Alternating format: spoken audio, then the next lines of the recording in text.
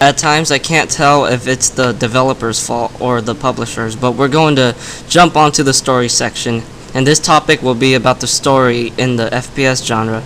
Okay, to be honest, most of the FPS games that have high recognition for whatever reasons are generally not story driven. Doom, Duke Nukem 3D, Quake, Counter-Strike, Unreal Tournament, etc. But does that mean these games are bad? No, story in video games don't always mean it will make it better. Don't get me wrong, I like having a storyline in video games. It does make things more immersive, and I do like to feel like I'm involved in the universe. But the fact is, what makes video games is interactivity. That moment where you, the player, have the ability to control your character, unlike other characters in films and books. It's never ever great to focus a game primarily for the story. If you're going to do that, here's my suggestion. Write a book or a film, not a game. The gameplay you're watching is The Darkness 2. It's a very story-driven game, but it's so boring to play. It's so focused on it. It's generally giving you these segments where it's trying to explain the story to you or make you feel like you're immersed in the world. I don't need that, developers. And it's so scripted too, whether it's the events or the huge amount of cutscenes it throws at you. So I'm going back to Sorrow to give you guys an example. I wrote this book to be a book, but have a spirit and feel of a first-person shooter. But then again, I didn't write it like you were playing an actual story. But if I ported my story into a game, I wouldn't even do a straight port. There will be a lot of changes and arrangements to make it more game-friendly. Why should I play a game when there are cutscenes just constantly popping up to precede the story, or scripted events just to immerse me more in the universe? Let me play the game. In my opinion, this is how FPS games with the story should be like. 90% gameplay and 10% cutscenes. I mean, developers, are you even trying? You might as well make every FPS game multiplayer only, because you're not going to appeal to die-hard single-player fanatics. And due to that reason, it's better to put more time into the multiplayer component. Who cares if this game's campaign story is so great or the action-driven cutscenes makes you feel like you're watching a movie? Developers, have you forgotten how to make a great single-player game? The main reason why I say this is because you gotta respect your elders. Do you think having super linear level designs, short campaigns, overly scripted events, and dull design concepts are going to appeal to me, who played games from the past like Doom? No, it won't. I hate how I am sounding like a nostalgic purist, because I'm really not. I do want the genre to move forward. The classic Doom games were interactive, interesting, exciting, engaging, explorative, and so on. Just look at the gameplay video, folks. This is what a great single-player game should be. You can also tell it plays like a game, just pure freedom and fun. There are stuff that just never gets old too, like decimating hordes of enemies with the BFG, killing a pinky with a double-barrel shotgun, or jibbing an enemy with a rocket launcher. Doom 3 was also a good game too. You have to make games that don't make me go back and feel like these games are better. We're supposed to be improving upon things or creating new ideas. But we're not. We're just taking steps backwards, and this is why I feel more connected to the older games than the newer ones.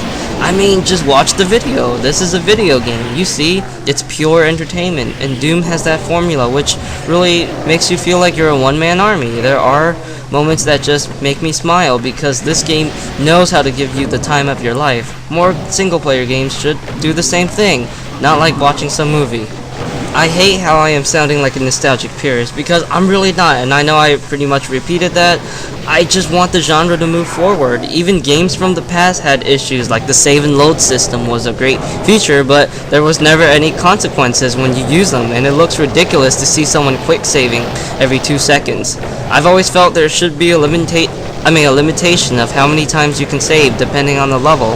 There's always room for improvements. Keep in mind, I have played some of the newer IPs that interested me because of their concepts. A couple of them ended up being favorites of mine for this generation of games. But then there were games where I really thought they could be some of the best games I played, but only just to get disappointed by them. If any game has all that stuff I mentioned about Doom, but it's also well implemented and has its own style at the same time, then take my money! I personally thought Crysis could have been like that. It had some of those elements, but I just never liked how the weapons I used are not satisfying enough when I kill an enemy, or it's just not fast-paced enough. Those stuff can really hurt games with great concepts. And I really tried to like Crysis, but I just felt like I was forcing myself. The nanosuit in Crisis was a brilliant idea, but unfortunately, the handling wasn't there.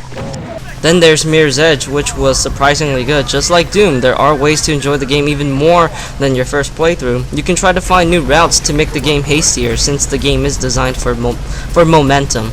Or you can try to beat the game without picking any weapons. There are some nice options to play around in this game. I am aware that it's not Doom, it's not a traditional first-person shooter type of game. It doesn't have that go in and kill everything that moves attitude, but it's the charisma. Doom is fast-paced for fighting groups of enemies constantly, and you're always dodging shots and shooting demons. Mirror's Edge is fast-paced too, but in terms of being chased by a helicopter or troopers. Two different games in philosophical design, but they both share the same idea to make them exciting and alluring. Mirror's Edge was one of those games that would probably give you a bad time on your first playthrough. Many reviewers have complained the game was frustrating and wasn't generous enough for smooth progression. To me, I really thought it was fine. I did have my moments where I was lost or wasn't too sure what to do, but since I struggled on my first playthrough, my next playthrough will be more satisfying. I've beaten the game, now I will be a more educated player than I was. This is the winning formula right here, folks. It's something that should be a standard in most games. Like I said, people, if a game just tells you everything, it's not fun to play it. You gotta use your brain.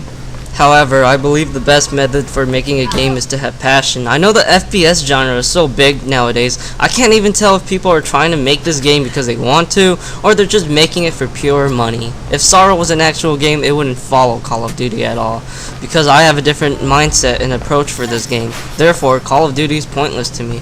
You know, I can make life easy for me by just copying Call of Duty and changing a couple of the mechanics and call it a day. Same thing to be said by making some old school FPS game with a couple of adjustments to win the hearts of old school FPS fans, but I refuse to. It's too easy. It's not challenging enough for me. I want revitalization, but also be very familiar to the games I like. And these games are well known to the community, so it's not like I'm being selfish. If you've been listening to some of the theory, I believe what makes a great game. Sorrow would be no different. It won't be that game where you just want to destroy the disc because it's so frustrating, but don't expect it to be generous and friendly on your first playthrough. You will struggle and be in pain, and you can suffer, but suffering is only an option. You can overcome the struggle. Pain is love, they say. Part of being creative is to be passionate, have resources, and be an expertise at thinking. I made Sorrow to be its own character. Even though it's not completely original, it does have its influences, but if it was a game, I wouldn't make it be stuck in the past, and I wouldn't adapt any of these flaws in modern FPS games. I have my reasons. These old school FPSs are still playable to this day, and these new FPS games are using poor design mechanics or philosophy. So I want to reinvent the genre and put my own twist to it and make things more interesting. But that's not that. I also want to improve upon stuff that I feel the old games could have done better. Also, let's just say in 2015, Sorrow was released as a game, and Doom and Halo are no longer popular anymore. But since I have those influences, I'm secretly promoting the series, not only just games, but movies too, like Blade Runner and Ghost in the Shell. You see, folks, I wrote Sorrow to simply respect its predecessors, but move on and try new stuff and also improve at the same time. The only thing that's stopping me from being able to bring my baby to its truest form is the need of assistance. I want to make games for actual gamers, not for the masses or to sell, but just to be able to enjoy entertainment for what it's supposed to be. I am not enjoying these single-player FPS games today. They're not pushing for high standards or offer anything engaging or enticing while being braced by compatible mechanics. I, for one, want a change. I really don't know how a group of people can make so many wrong decisions. Give me something that actually lasts. Stop being so lazy and dependent on multiplayer. These developers right here are supposed to be educated, but after watching this video, you can tell they're not really all that. I thought college was supposed to make you smart and be ready for game designing. Why not spend 5 to 10 times playing one level over and over again to see if it gets boring during all those attempts? If it does, work harder. Why not make games that actually make me don't come back and play these older games and have a reason for me to enjoy them? Where's the talent and charisma at, people? Where is it? Do you need help? You can hire me. I already showed you what I'm capable of. The FPS genre to this day is all just one silly charade. You've already seen it in videos like if Quake was done today. I wouldn't be surprised if both Halo 4 and Doom 4 are just interactive action films in their single player component, because a lot of these FPS games are borrowing ideas that's just hurting the games themselves. All I ask for you people is to wake up and rebuild the mistakes that have been made. I'm Paul Hang, and thank you for watching.